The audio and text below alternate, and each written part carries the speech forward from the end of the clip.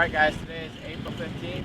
We're starting our spring planting here, and basically in this video we're just going to take you through and show you what we're doing for the upcoming season. So, start out, we're at an alfalfa field that we planted last spring. So this is only its second spring, but as you can see it's greening up really nicely, and we'll go in there and show you a little bit more. But this was the Alpha Rack Plus by Whitetail Institute, and this plot really attracted a lot of deer and fed a lot of deer just because it produces a lot of tonnage. So it's a really good blend. We really liked how it performed, and so right now we're just putting on around 200 pounds of 6-24-24. It's about an acre plot, so should be getting enough fertilizer on it for it to do well. And after we get done doing that, we're gonna spray it with Plot Boost by Deer Grow, and not exactly sure what that does, but it's supposed to help it after it's absorbed by the leaves. It's supposed to help it take in nutrients and stuff. So we've had good success with Deer Grow, and it's been pretty noticeable when we use the products versus when we don't, how well they grow. So that's all we're doing for this plot, and then so we don't have to replant anything here, and then we're going to move on to the next plots and show you what we're doing there. Alright, so that first field is done, and I wanted to show you what we're doing for our fertilizer this year. Because what we're planting all requires basically the same types of fertilizer, and we don't need too much nitrogen this year. Basically we just need phosphorus and potassium, and our soil is really low in it. We're planting around 6.5 acres, or fertilizing around 6.5 acres on our 160-acre hunting farm, and we're going to require around a ton of 6-24-24.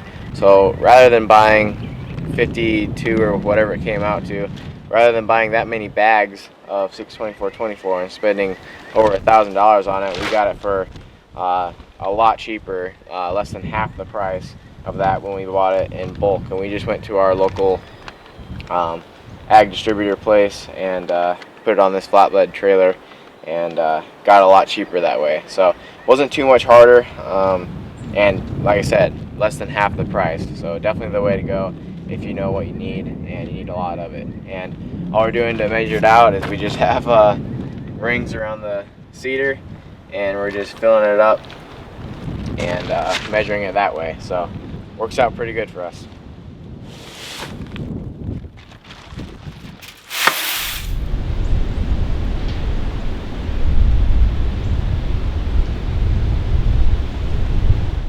Alright, so we just finished up this field here, and it kind of has two parts.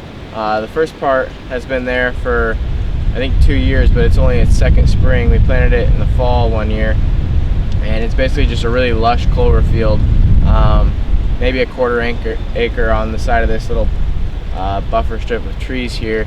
And then this part of the plot we planted last August when we had this pond redone. We needed to get dirt from somewhere, so we kind of cleared this, and he pushed dirt along the dam to make it a little bit taller, and so that left just a bare hillside of just bare dirt. We didn't want it to wash, and we figured we might as well put something in there that the deer would like too.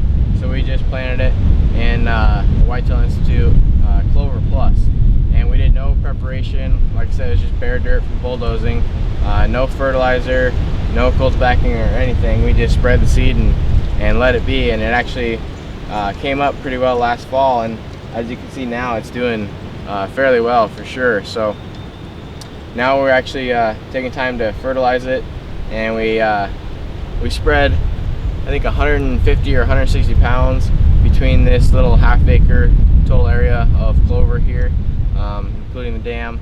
So should have plenty of fertilizer, and we also sprayed it all with that Plot Boost, so it should take off really well now. But just goes to show that you don't have to do that much. As long as you have bare dirt, you can basically just spread the seed and the rain will work it in, and you can get pretty good results with that. So pretty cool.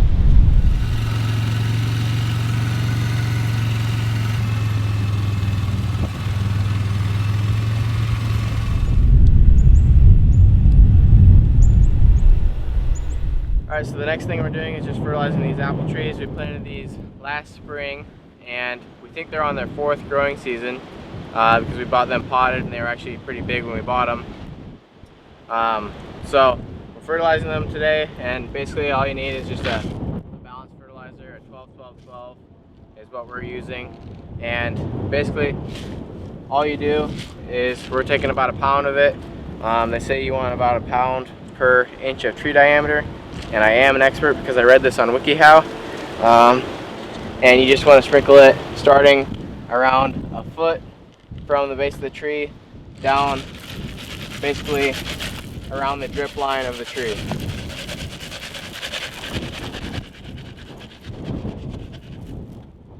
And really that's all there is to it.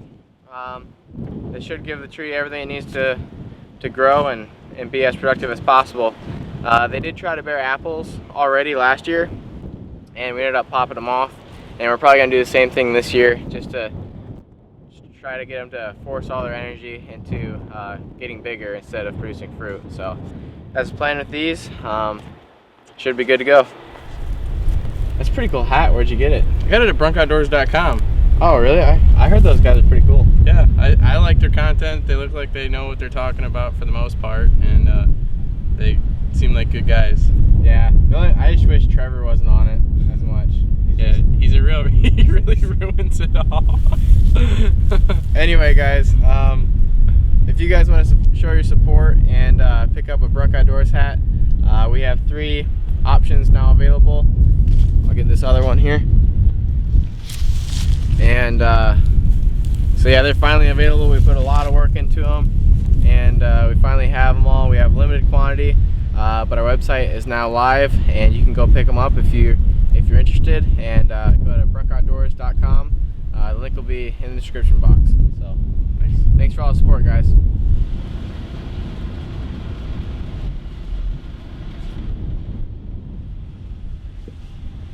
Alright guys, so we just got done tilling up and cold packing this little half-acre field here, and it's actually pretty good dirt, and it's pretty well drained compared to our other pots at least.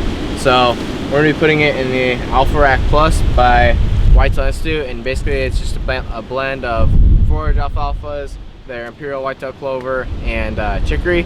And like I said, we had that in the field in the back there. That was about an acre, and it really fed a lot of deer and attracted a lot of deer. So definitely a good blend, and it should perform well. And we basically follow the directions to the T, except they recommend to drag it after you till it, and then spread the seed, fertilizer and whatnot, and then drag it again. And with this soil as powdery as it is, even after we cultipacked it, we're just gonna spread the seed on top, and it's supposed to rain tonight, and that should germinate it really well. It should wash it down to the cracks, and I don't think we'll lose any germination with that, so it should turn out nicely.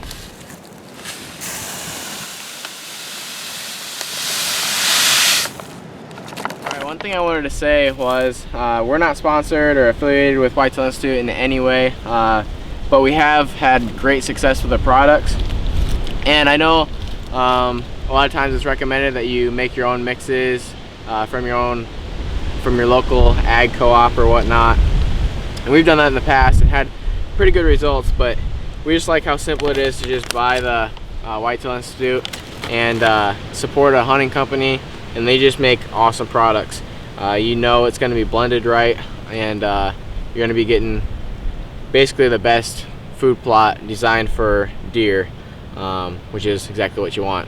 And in the case of Whitetail Institute, they have these nice seed coatings on them as well, which can never hurt, can only help. So we like their stuff. It's really not that much more expensive unless you're doing a lot of acreage. So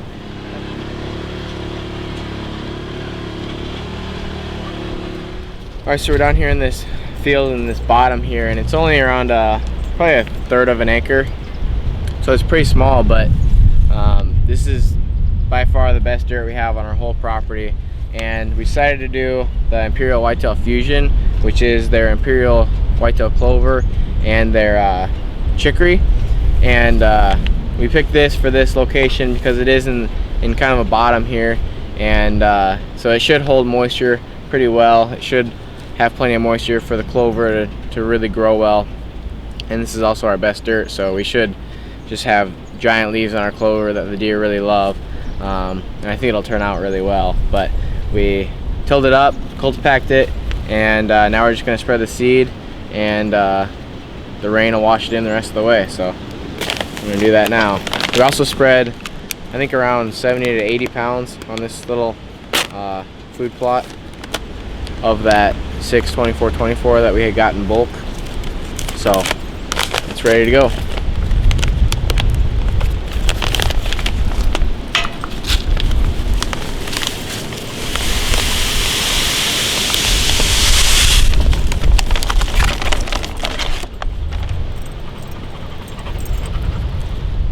Well, we just finished up planting the last plot there in the back, and it was just under an acre. We ended up putting the whole entire thing in the Whitetail Institute Fusion, which is their clover and chicory blend, and we think that'll turn out really nicely. It'll produce a lot of tonnage, and we had that was actually in close proximity to that alfalfa field, that 1 acre alfalfa field, so we wanted a little bit of variety in there, and we thought I'd do well there, so that's why we went with Fusion.